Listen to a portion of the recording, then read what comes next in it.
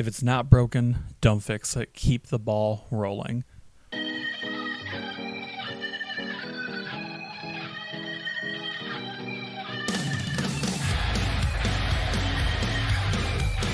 Welcome to A Run Who Does Music, where today we're looking at the fourth studio album from God's favorite band, Green Day, called Insomniac.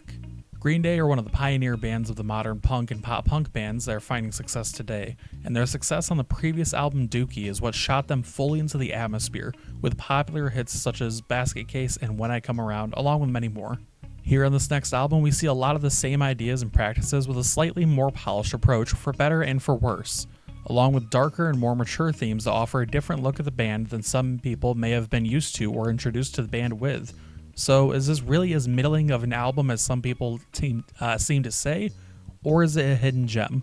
Right out of the gate, it's clear to tell in the first three tracks that a lot of this album sticks to the familiar formula established on Dookie, with quick guitar strums and heavily applied drums from the trio. If I hadn't listened to Dookie so many dozens of times, listening to their songs in chronological order, from 89 Smooth to Dookie to here on Insomniac, could fool me into thinking that songs like Brat were B-sides to the acclaimed album from before. It's not until Geek Stink Breath that we get a real instrumental departure from original sounds, and this song has punch in the instrumental department with glass embedded in the fist.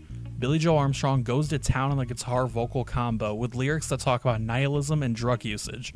Not foreign elements to the band's lyric sheets, but welcome ones, with how he's able to spin new stories from the same yarn time and time again. A lot of the lines are very on the nose, and that's to Green Day's credit, as they do their best work when it's blatant.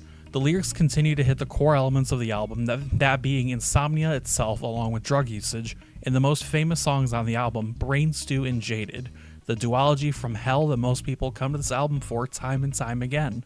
There's just something about that guitar work on the outro of the first song as it blends seamlessly into Jaded that keeps me going back to the replay button. Jaded 2 is a great representation of the highs and lows of drug abuse, with this being the re-doping process, coming out of reality to hit that familiar beast again and let it take you down that self-destructive, yet somehow comfortable road. As is the case with any Green Day record, every member manages to poke their head out from the body of the three-headed beast to get their time to shine, and Mike Dirnt is damn near peacocking on Insomniac, with steady contributions on the likes of Walking Contradiction and the aforementioned two-song Zep piece. The band often gets criticism from basically everyone about their sound remaining the same on every album after Dookie, but it's the simplistic nature of their instrumental work that keeps Green Day steadily rising back to notoriety and in the hits column.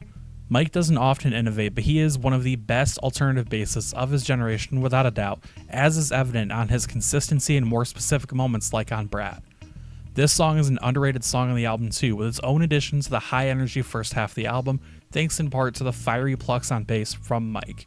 You could pick any song on here and talk well about Mike, but these two are what I kept coming back to on repeat listens. Tré Cool is arguably the standout on this album, just for the sheer sake of, fucking listen to it. Look at him go. Even beyond Billy, who's usually the highlight member for obvious reasons.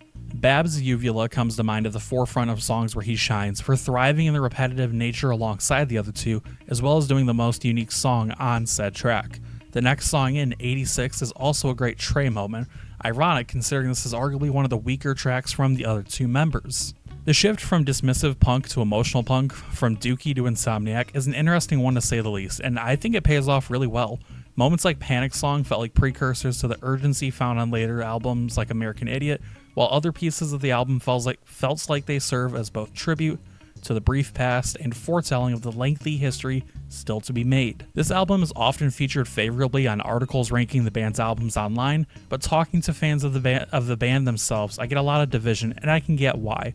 This album, and not Dookie, is the division between the beginning of the band and the rest of their career, but very much so for the better. Equal parts companion piece to Dookie and standalone juggernaut, this is a can't-skip album from the band before more divisive albums came along. For these reasons, Insomniac by Green Day gets a 9 out of 10, and that's the review. Let me know what you guys think down in the comment section below. I am steadily working on reviews for the rest of Green Day's discography. Hope you're having a good day. Hope you're staying hydrated. I'll see you next time.